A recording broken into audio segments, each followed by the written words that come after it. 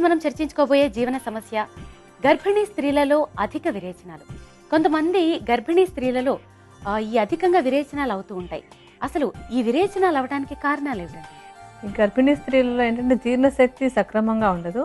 అయితే సామాన్యంగా వీళ్ళకి మలబద్ధకం ఎక్కువ వస్తూ ఉంటుంది. కానీ కొన్నిసార్లు ఈ విరేచనాలు అవటం అన్న సమస్య కనపడుతూ ఉంటుంది అన్నమాట. గర్భిణీ స్త్రీలో పెరుగుతున్నటువంటి గర్భాశయం అంటే పెద్దది అవుతూ ఉండటం వల్ల పొట్టలో ప్రెషర్ వస్తుంటుంది. ఆ ప్రెషర్ వస్తున్నప్పుడు ఏంటంటే అది మిగతా పేగుల మీద, జీర్ణాశయం మీద దాని ఒత్తిడి వస్తుంది. అలా ఒత్తిడి వచ్చినప్పుడు జీర్ణశక్తిలో కొంత మార్పులు వస్తాయన్నమాట. అలా జీర్ణం కాకపోవటం వల్ల అజీర్ణం అయ్యి ఈ విరేచనాలు అయ్యే అవకాశం ఉంటుంది. అంతకంటే కూడా ఎక్కువగా ఏంటంటే ఏదైనా ఇన్ఫెక్షన్ శరీరంలో ప్రవేశించటం, మంచినీళ్ళు ఇన్ఫెక్ట్ అయ్యాయి అనుకోండి, అంటే దానిలో ఏదైనా ఒక వైరస్ కానీ బ్యాక్టీరియా కానీ ఉన్నటువంటి కలుషితమైనటువంటి మంచినీళ్ళు ఉంటే ఆ నీళ్ళ ద్వారా గర్భిణీ స్త్రీలో ఒక ఇన్ఫెక్షన్ ప్రవేశించి అది అధిక విరేచనాలు అయ్యేందుకు కారణం అవుతుంది. అతిగా విరేచనాలు అవుతున్నప్పుడు శరీరంలో ఉన్నటువంటి నీటి భాగం బాగా తగ్గిపోతుంది, డీహైడ్రేషన్ వచ్చేటువంటి అవకాశం ఉంది.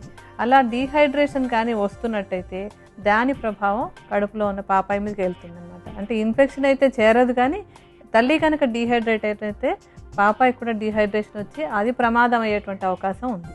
సామాన్యంగా కొంచెం పలచగా విరేచనాలు అవి అవుతున్నాయంటే గర్భిణీ స్త్రీలు కాని వాళ్ళైతే కొంచెం వెయిట్ చేసి నెమ్మదిగా మందులు వేసుకోవడం అది చేయొచ్చు. కానీ గర్భిణీ స్త్రీలు వాటిని ఆలస్యం చేయడం అనేది మంచి పద్ధతి కాదు. అందుకని వెంటనే తీసుకోవాల్సిన జాగ్రత్తలు ఏంటంటే బాగా ఎక్కువగా కొబ్బరి నీళ్ళు తీసుకోవడం, నిమ్మరసం తాగుతూ ఉండడము, ఆ తర్వాత ఏంటంటే మజ్జిగలో కొంచెం ఉప్పు వేసుకుని తాగుతూ ఉండడం కూడా చాలా అవసరం. ఎందుకంటే ఈ ఉప్పు నీరు రెండు కనుక అందించినట్టయితే ఇందాక చెప్పాను కదా, డీహైడ్రేషన్ వస్తే ప్రమాదం అని చెప్పి, ఆ డీహైడ్రేషన్ రాకుండా ఉండేందుకు అవకాశం ఉంటుంది. మజ్జిగ విరేచనాలు ఆగడానికి ఒక ఔషధం లాగాను పనిచేస్తుంది. అలాగే ఈ మజ్జిగలో ఉన్నటువంటి మంచి బ్యాక్టీరియా విరేచనాలు ఆపడానికి, అంటే ఆ ఇన్ఫెక్షన్ మీద యుద్ధం చేయడానికి కూడా సహకరిస్తుంది అనమాట. ఆ తర్వాత ఆహారం కూడా కొంచెం పల్చగా జావ లాంటిది తేలిగ్గా అరిగేటువంటి ఆహారం తీసుకుంటూ ఉండాలి తప్ప విరేచనాలు అవుతున్నాయి కదా అని చెప్పి పూర్తిగా ఆహారం కూడా మానేయకుండా ఉండాలి. తర్వాత ఉప్పు, పంచదార కలిపినటువంటి నీళ్లు కూడా పదే తీసుకుంటూ ఉండాలి. అంతకంటే కూడా ముఖ్యమైనది ఏంటంటే ఒక సమస్య రాకుండా జాగ్రత్త పడడం అనేది మంచిది. డాక్టర్ గారు, మరి గర్భిణీ స్త్రీలలో విరేచనాల సమస్య నివారణకు ఆయుర్వేద ఔషధం ఏ విధంగా తయారు చేసుకోవాలో వివరిస్తారా అండి? ఇప్పుడు మన ఔషధం తయారు చేసుకోవడానికి తీసుకునేటువంటి మొట్టమొదటి మూలిక కుటజ. కుటజని తెలుగులో కొడిసెపాల అంటారు. ఈ కొడిసెపాల గింజల్ని మనం ఔషధం తయారు చేసుకునేందుకు వాడుకుంటున్నాం అనమాట. ఇది సుమారుగా 20 గ్రాముల పరిమాణంలో ఈ చూర్ణాన్ని తీసుకోవాలి. ఇప్పుడు మనం ఒకసారి ఔషధం తయారు చేసుకునేందుకు ఎంత చూర్ణం కావాలో అది తీసుకుని వేరే పెట్టుకుందాం. ఇప్పుడు మనం తీసుకోబోయేటువంటి తర్వాత మూలిక లోధ్ర. లోధ్రని తెలుగులో లొద్దుగా అంటూ ఉంటారు. ఇది కూడా సుమారుగా మనం ఒక 10 గ్రాముల పరిమాణంలో తీసుకోవాలి. ఇప్పుడు ఒకసారి ఔషధానికి ఎంత కావాలో అంత పరిమాణంలో ఈ చూర్ణాన్ని తీసుకుందాం. తర్వాత తీసుకోబోయేటువంటి మూలిక మోచరసం.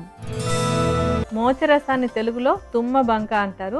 తుమ్మ చెట్టు నుంచి కారేటువంటి స్రావం గట్టిపడి ఒక బంకలాగా, ఒక గమ్ములాగా తయారై ఉంటుంది. దాన్ని మనం ఔషధంలో వాడుకుంటున్నాం. ఈ చూర్ణాన్ని 10 గ్రాముల పరిమాణంలో తీసుకోవాలి. ఇప్పుడు ఒకసారి ఔషధం తయారు చేసుకునేందుకు ఎంత చూర్ణం కావాలో అంత మాత్రం తీసుకుందాం. తర్వాత మూలిక నాగకేసరాలు. నాగకేసరాలు కూడా స్రావాలను అరికట్టేటువంటి గుణం ఉంది. ఈ విరేచనాలను అరికట్టే గుణం ఉన్నటువంటి ఈ మూలికని మనం ఈ ఔషధంలో వాడుకుంటున్నాం. దీన్ని కూడా నాగకేసరాలను కూడా శుభ్రంగా మెత్తటి చూర్ణంలాగా తయారు చేసుకుని వాడుకోవాలి. ఈ చూర్ణాన్ని కూడా 10 గ్రాముల పరిమాణంలో తీసుకోవాలి. ఇప్పుడు మనం ఒకసారి ఔషధం తయారు చేసుకునేందుకు ఎంతటి చూర్ణం కావాలో అంత మాత్రం తీసుకుందాం. తర్వాత మూలిక పిప్పళ్ళు. పిప్పళ్ళని కొంచెం నేతిలో వేయించి మెత్తటి చూర్ణంలాగా చేసుకుని వాడుకోవాలి. ఈ చూర్ణాన్ని ఔషధం తయారు చేసుకునేందుకు 10 గ్రాముల పరిమాణంలో తీసుకోవాలి. ఇప్పుడు మనం ఒకసారి ఔషధం తయారు చేసుకునేందుకు ఎంత చూర్ణం కావాలో అంత మాత్రం తీసుకుందాం. ఇప్పుడు ఈ చూర్ణాలన్నింటినీ బాగా కలుపుకుందాం. ఈ చూర్ణాలన్నింటినీ బాగా కలుపుకుని భద్రపరచుకోవాలి. దీన్ని వాడుకోవడానికి ఏంటంటే సుమారుగా ఒక చిన్న చెంచాడు చూర్ణాన్ని తీసుకుని ఈ చూర్ణంలో కొంచెం నెయ్యి, దానికంటే ఎక్కువ తేనె, మూడింటిని బాగా కలుపుకొని ఉదయము, మధ్యాహ్నము, సాయంత్రము 3 పూట్ల తీసుకున్నట్టయితే కనుక ఈ గర్భిణీ స్త్రీలలో అయ్యేటువంటి అధిక విరేచనాల సమస్యని పరిష్కారం చేసుకోవచ్చు.